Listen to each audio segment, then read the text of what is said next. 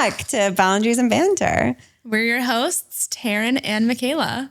Today, we're going to be talking about the idea of generational trauma. And we want to get this right because it is important and everyone deals with it. Yeah, I'll read the definition. So we researched online and came up with the best definition. And generational trauma is when unresolved pain from one generation quietly shapes the behavior, relationships, and emotional health of the next. And just to go into a further explanation, another definition said, generational trauma is emotional pain, survival patterns, and coping behaviors that get passed down, not through genetics, but through behavior, silence, and expectation.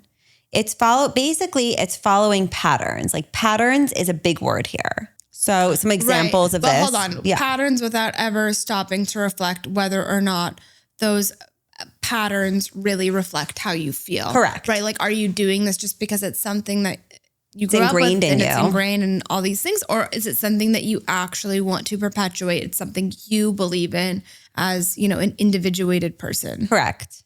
So do you want to give some examples? Yeah. I would say like emotionally unavailable parents or the silent treatment.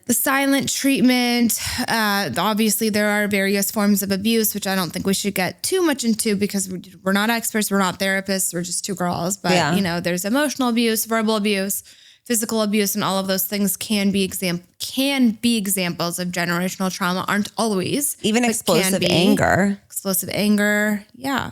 Guilt is a big thing. Guilt is a big one. Guilt is a really big one. Like obligation, fear-based parenting. I think that those are very common themes in generational trauma. And look, to an extent, I think every person goes through that has some generational trauma. Like it's inevitable. It's generational. It's generational. Our kids will have it too, unfortunately. Correct. So, but the goal is how do we break the cycle? And can you recognize it? Does it even affect you that you want to break the cycle? Right. So Taryn and I, as we've mentioned before, both grew up in South Africa. Well, I left when I was little. What age did you leave? I left when I was 1. Okay. So I left when I was 7. So I was there for a little bit longer. And one of the reasons that I'm sure your family left and mine was because the crime rate was like insane. It's just really not safe to live there. You live with like 24-hour armed guards, like barbed wire fences. Like it's really, really scary.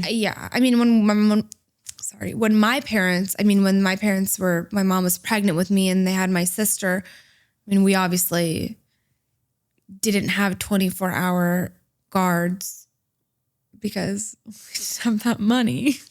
But in South Africa, it wasn't like a money thing. No, it was just like, it was a norm. Like that was a norm. No, if we had stayed longer, like that was probably what was going to have to happen next. I think we got out. It was really bad, but it was getting worse, right? But yes, you lived in perpetual constant fear. So one of the reasons that we left was because of the crime. And like, just for example, and I do want to state this was before my family had armed guards 24/7. But I was a few years old and my parents were having a dinner party and like everyone's property there is gated. And like my dad left the gate like a little bit open because there was another couple coming, but there wasn't enough space for them to park their cars. So they parked outside and walked in. Right as they walked in and there was like this much of, like enough for a person to walk, like there were a group of people that showed up and started shooting at the house. Okay. So my parents' friends like were hiding under cars and like we were all in the house and like did you hear it? I was in a stroke. I was like still a baby. You're a baby. Yeah, like and my brother was probably a newborn. My brother was a newborn. And that's like the kind of crime that we dealt with. It was really scary. So after that my mom was like, I want to get out of here, but it took like a few more years to get out. Yeah. So what I grew up with was this fear of like cell phones didn't exist when I was 3 years old. Okay. Like I was born in 1990. You guys do the math. Cell phones didn't exist back then. So if you couldn't get a hold of someone, like if your husband, your friend, whatever, didn't call you when you thought they were going to be home, you immediately you jump to fear. Right? You're right. Something's wrong. Something's happening. Something's wrong. So my parents wanted to give us a better life. So we moved to America, to feel safer, whatever.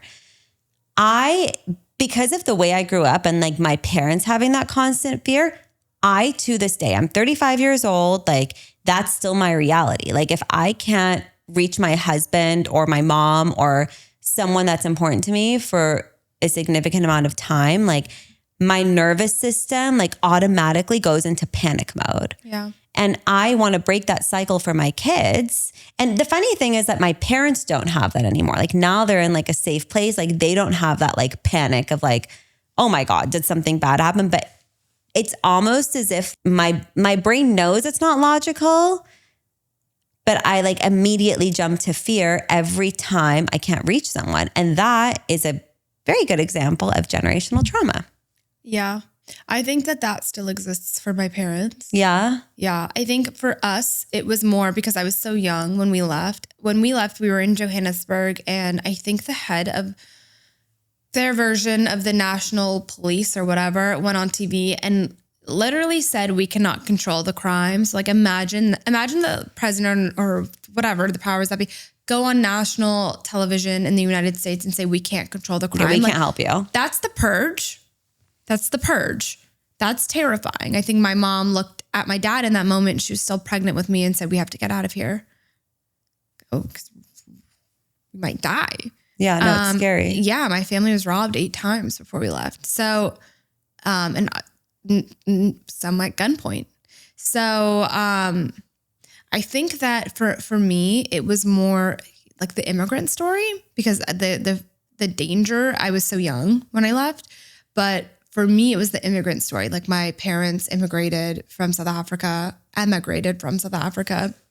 We first went to Canada. They had 2 little kids. They had not much money. They had to leave their jobs. You know, my mom was an attorney. She was an advocate. She was like the highest you can get. Yeah. She was an advocate. She worked so hard. She's brilliant. And they had to leave everything. And I think they didn't have a choice. They didn't have an option to fail. You know, they had 2 kids. They had no family in America besides, I think, my aunt, my uncle, and my gran, but nothing else. Gran is granny. Granny. Grandma. Grandma. For those of you that don't know. We came to California with just my grandma, and they had no option but to succeed. And so I think I grew up with that. I internalized that as my generational trauma. Like I didn't have an option. You can't fail. I can't fail. And so, you know, any test, even today in my career as an attorney, anything, I'm a bulldog because I can't fail. Any email unmissed, any call missed, anything like emails don't go unmissed, calls don't go missed, all of those things. But I think what's different from you than other people is that you, and me too, and I'm sure there's obviously other people that are in the same boat as us, but we recognize like what is something that like, okay, it stops here. We don't want this to transfer onto our kids. And the last thing that I want, like for my story, is for my kids to suddenly have like a fear every time someone's gone. Like I would never want that for them. Yeah. For some people though, it is too late. Like they don't recognize it. Like, but are you willing to say, okay, well, I didn't do it for my kids, but for my grandkids? Right. And so I think that's I'll give you another example. Okay. I think most women deal with this no matter where in the world you're from.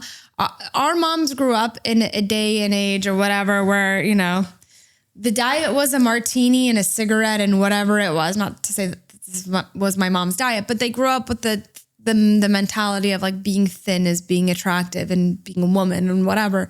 And so, you know, I think that there was definitely, my parents really emphasized healthy eating and physical activity, which I think is very important in the home. But I think maybe to a little bit of an unhealthy extent where I look at myself in the mirror and sometimes I'm... Body dysmorphia. Yeah, I have body dysmorphia. Yeah. I think maybe I'm not the thinnest I could be or whatever it is. Even though objectively, probably other people would say I look fine and whatever. You look great. Thank you. And I think my mom didn't realize that she was doing this to me growing up. But the amazing thing about her is now she can say, oh shit. Yeah.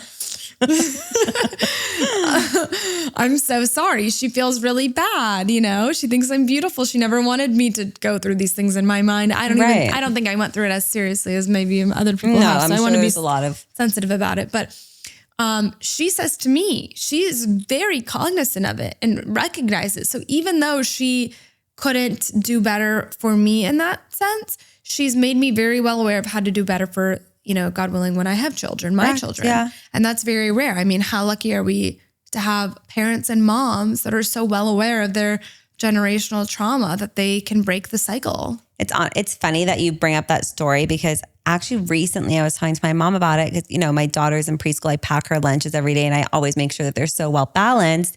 And she said to me, like, you know, as Jewish parents, like, we always are like, oh my God, food. Like, let's stuff our kids. And I grew up with eating issues, body dysmorphia, struggles with eating.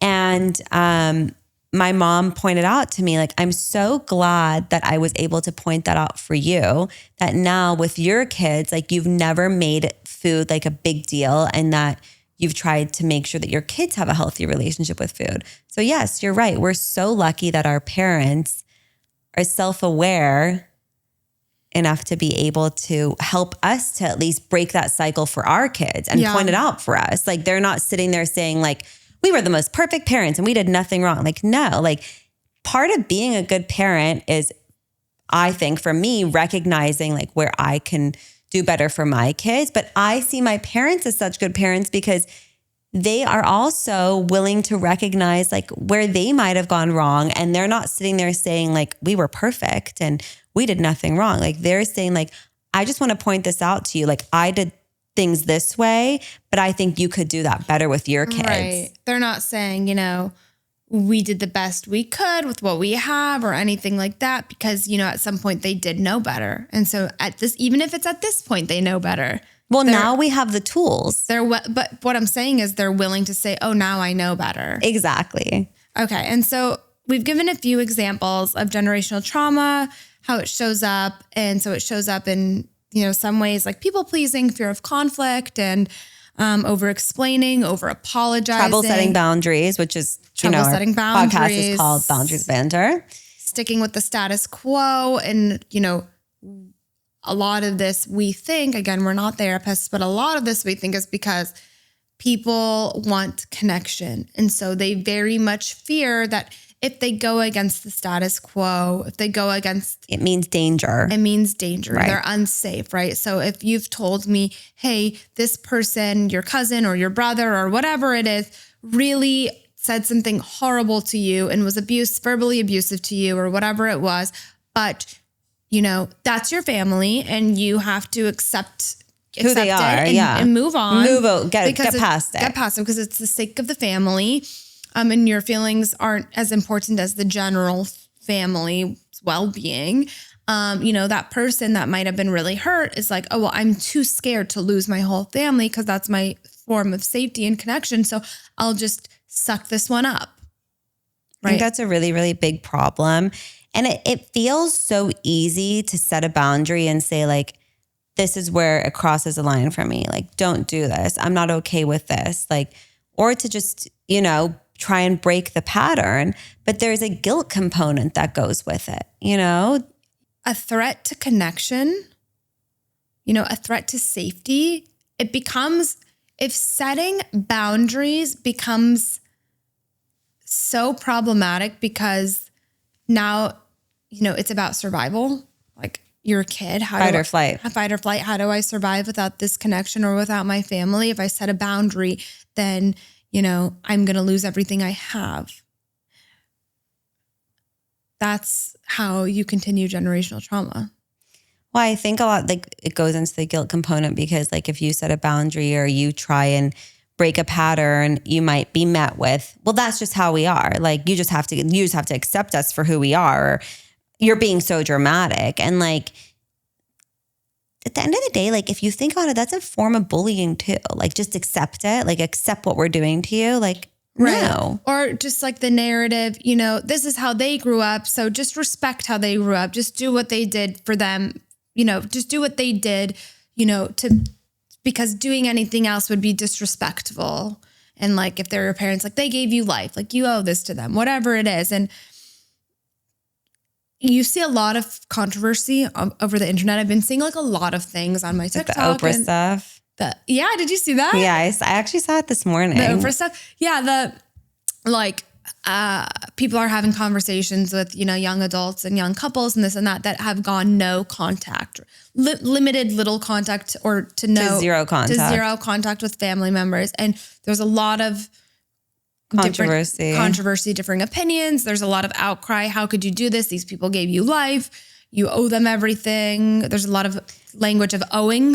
For the record, though, like I don't think that cutting contact or going no contact with your parents or your family is ever the goal. Like I would never want that. And I think it's just, again, we come back to like people making assumptions on like, how could you cut out your parents or whatever, when they don't really know the full story. What if you have tried to talk to them a billion times? Also, exactly. Going no contact, well, it's never the goal, but it's not the first solution. No. There are so many, you sit to talk to somebody, you try to make them understand, conversation after conversation after conversation. And so I think, you can have gratitude for your family, your parents, your uncles, your aunt, whatever it is, but that doesn't cancel out autonomy. Like just because I'm thankful for the things that you've done for me or whatever. Doesn't mean I want to continue these patterns. Doesn't mean I'm not my own person. Or that like, now I have kids, like I want to do things differently. And yeah. And so to the no contact point, it's a really severe step. If someone's going no contact with their family, it's likely not willy-nilly. Yeah. It's probably a really big and hard decision someone had to make. And it probably means, and again, we don't know, but for the most part, I would assume if you're going no contact with your family, it must mean you were really hurt. Yeah, there must be a lot of hurt to get to that step. Because that's a huge step. No one wants to be no contact with family. And again, we've only seen stories like this on the internet. I don't know of anyone who's actually gone no contact with their parents, but I do. Really? Yeah. It's really, really hard. Oh my gosh, it's the hardest thing. I mean, I've had friends that have gone no contact with parents. Yeah, that's awful. It's not an easy decision. No child wants to come to that decision. But I'm sure that their first idea wasn't like, I bet I can solve this by just going no contact. No, it's like the last resort. Yeah, for sure. But it's like there's no other option because keeping this person in my life in any capacity is actually really harmful. Right.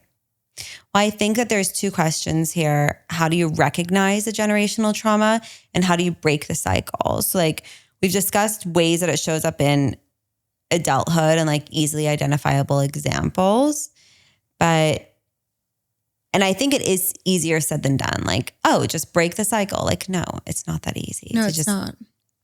Break the cycle. And there might be some people that don't even recognize it or don't even care. Like, this is just the way I was raised, so I'm going to continue with this. But like, if you do care and it is something that affects you, like, I think the first step is to recognize it. And then the second step is to say, okay, what can I do about this? Like, do I want to raise my kids like this? Is this something, even if I decide not to have kids, like, or even in pre-kids, is this a way that I want to continue my life? Is this working for me? And I think the recipient of that, so like, for example, if you're receiving generational trauma and now you're considering, how do I break this? It's really hard. I think the first and most important step you have to take is you have to be okay with disappointing somebody. Right. You're going to disappoint someone. Like, for example, if you have a mom or a dad or whatever it is, and there's something that they do, and now you're doing something differently than what you grew up doing because you've decided for yourself this doesn't make sense, and that disappoints them, it's likely going to disappoint them. But then also at that point, it's on them. If they can't accept you for who you are as an adult and have some sense of like, wow, I'm proud that like I've raised my child to think for themselves. Isn't that a them problem? 100%. I think it's, you have to, as a human, are you going to tolerate something that makes you really uncomfortable and something that really, really does not feel right just to people please or make the people around you happy, isn't that a form of self-betrayal? Right. Is that something you want to teach your kids? You want to teach your kids, hey, you don't like this. This makes you uncomfortable. This feels icky. This doesn't feel right. This hurts you. Suck it up. No. Just to go back 1 second to the no contact. If now that I'm a mom, I can easily say this. If my child ever didn't want to have contact with me or like brought his or her feelings to the table, I would literally walk through shattered glass to make sure that I always had a relationship with my kids. Right. And I think in a lot of cases, people aren't willing to bend or compromise. And sure, there has to be compromise on both sides, but I guess it's just weird to me because as a mom, I can say with such certainty, like I would walk through shattered glass to make sure I always have a good relationship with my kids. But how is it so easy for others to just be like, okay, well, until you change, I don't want to have a relationship with you. Yeah. Like as a parent, at least. I mean, it's so interesting when, if your kid is saying something like, I want or if your kid goes no contact or something, that's such a severe reaction. The first thought I would think for a parent, because by the way, the parent-child relationship never changes. You're their parent for the rest of your life. Correct. I would think that it would be, oh gosh, what have I done that would cause such a significant reaction for somebody? And there are a lot of Instagram and social media and TikTok accounts that actually speak on the other side of it, where they say like, your parents have always been there for you and, you owe them everything and there's always a solution. But what those people aren't taking into an account in my mind, and again, like I don't know anyone that's gone no contact. So, this is just me forming an opinion of what I see online. But how can you say that without knowing the story? Like, what if the parents were hurt their child time and time and time again? Like you're saying, oh, there's still a solution. What if they've tried to come to an agreement or tried to explain their side of the story? Then what? Like, what do you say then? But beyond that, you choose to have a child. You choose to bring that child up in this life. Okay. It's not a contract. No. And they don't owe you. Your child doesn't owe you. Your child doesn't owe you. You choose. And my mom always says this to me, I chose to have you. Dad and I chose to have you. Whatever responsibilities that came with were our responsibilities. You don't owe us for those responsibilities. You don't owe us. And by the same token, if you're going through some sort of thing in the generational trauma sense of, if you're dealing with silent treatment or you're dealing with norms of sucking your feelings up for the greater good or whatever it is, anything that feels really not good to you or really hurts you or really harms you, you don't owe it to your parents to tolerate that. No, you don't owe it to anybody to tolerate that. That's how you become better for your kids and then their kids and the next kids and the next kids, right? So just to reiterate, I think the first part is recognizing it. And the second part is deciding, do I even want to change pattern here, change course? Yeah. And I think that this is probably a good time to get into our story. Yeah. Before we get into the story, I just want to be clear. It doesn't make someone a bad person. No. Like if everyone has some sort of generational trauma, whether it could be cultural, it could be, time-wise, you come from a different era, whatever it is, and it's okay. But the way that we become better human beings is that we can recognize how we can change it. And the excuse of, I never knew any better is not an excuse. It's a bullshit excuse. At some point you knew better. At some point someone tried to tell you something. Whether or not you listened was your choice. Correct. That's a really good point. Right? And at the end of the day, if you want to see your kids have a better future, your grandkids have a better future, you might not agree with it, but the least you can do is listen. Yeah, least. Okay, wait, so go into our story. Okay, so I'll read it. Hi, girls. This is, by the way, you can email your stories to boundariesandbanter@gmail.com. This is one of the stories we received. And it's interesting because it's from the other side. Hi, girls. I'm a Persian mother and I need advice because I'm very upset. My daughter is 28 and lives at home, which is normal in our culture. A daughter doesn't just leave her family. We are close. We are together every day, and family is everything to us. She is dating an Ashkenazi Jewish boy from New York who moved to Austin for work. They are not engaged, but he said he wants to marry her. Now she is talking about moving to Austin to be with him. I don't want this. I did not raise my daughter to move across the country for a boyfriend. I want her here near her family where she belongs. I feel like I'm losing my daughter and I'm angry. My daughter is saying that I am wrong. Is this true? We first off want to thank this person for having the courage to send in their story, because I know it isn't easy. No, and also this is something that, living in LA and having so many friends in the Persian community, this isn't like a novel thing that I've seen. Have you? Like, no. This is something the common. This is not an unusual thing. So for a mom to have sent this in and is now self-reflecting, very big kudos. Amazing. It's not easy to do that. So that's awesome. What did she say? My daughter is saying I'm wrong. Is this true? Kind of. Yeah. I mean, I don't want to say that. I don't want to say in the sense of like, you're wrong because, your culture and your values and the things you've grown up with aren't necessarily wrong, right? Those are parts of your culture. And I don't want to place a value judgment on them. But your daughter's 28. She's an adult. She has to make her choices in life. And if this is going to be her husband or her partner, even if it's not, you make it work. You have to make it work. Yeah. But like, even you have to let her figure it out. I also think that like, if she wants to maintain this good, close relationship with her daughter, she lets her daughter be an adult and it'll make their relationship stronger. I'm sure when, her daughter one day has kids and everything, it's very natural for a girl, like you just want to be close to your mom. Right. And the likelihood is she will want to come back and maybe her husband will figure out a job closer to home, whatever it may be.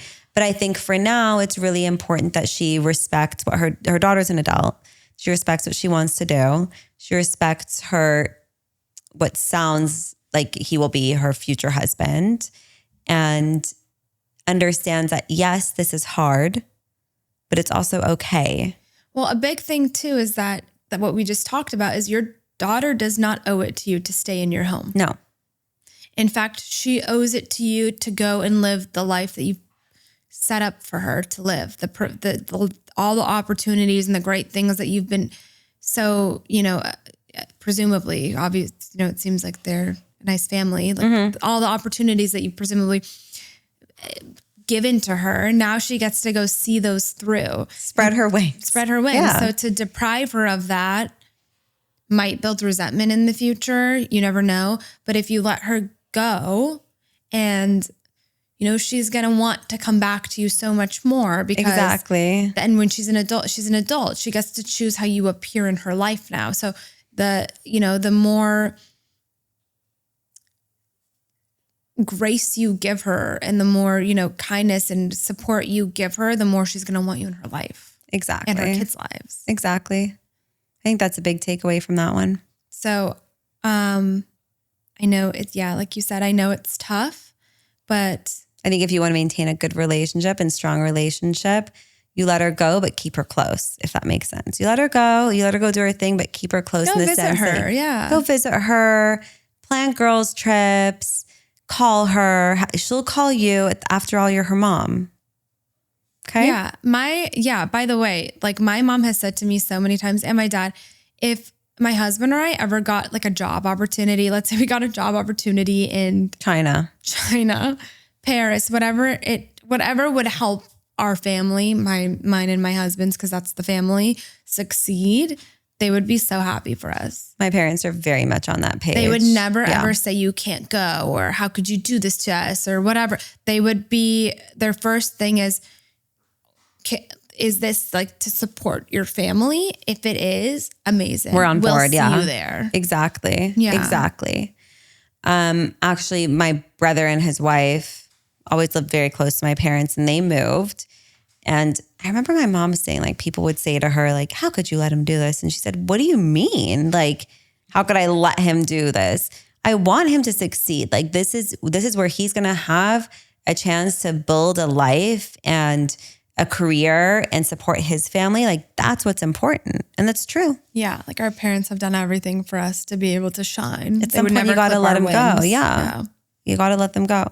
So let's start would you rathers. Would you rather your child come to you one day and have an honest conversation about how your behavior is negatively affecting them, even if it's hard to hear, or never tell you anything, let you believe everything is fine and quietly build resentment, but you don't know they've built resentment? Okay, so basically either your child comes to tell you what's wrong or you live in blissful ignorance, not ever knowing something's wrong. I would always want my kids to talk to me. I would always want that too. I think that's like kind of an easy one. It's an easy one. For us. For us. I mean, here's the thing is, don't you want to become the best version of yourself? Yeah. And I want my kids to become the best version of themselves. The best version of your kids is them being able to speak honestly with you. And the best version of you is being able to receive that. Correct. Yeah. You want to read the next one? Sure. Would you rather the biggest family fight you've ever had be published on the internet and it goes viral, but it helps you heal, or never confront issues and always have unresolved problems? I'd rather something go viral. I don't want any unresolved. That's true. But that's hard. It's really hard. Imagine you have like, I don't think this would happen for either of us, but imagine you have like a crazy family fight and it's everywhere. Yeah. Think about job opportunities and it's like things in your whole life. For sure. But then that's true. Job opportunities. Like there are consequences to that. That's a hard one. I don't know. I can't answer that one. Isn't it hard? Yeah, that's hard. I wouldn't want any unresolved issues either. But like, why would that have to happen to resolve issues? Well, we'd love for you guys to comment and say what you think. Yeah, let us know because honestly, I'm conflicted. That's a hard one for us. Okay, well, we'll see you next time. Thank you so much. Bye.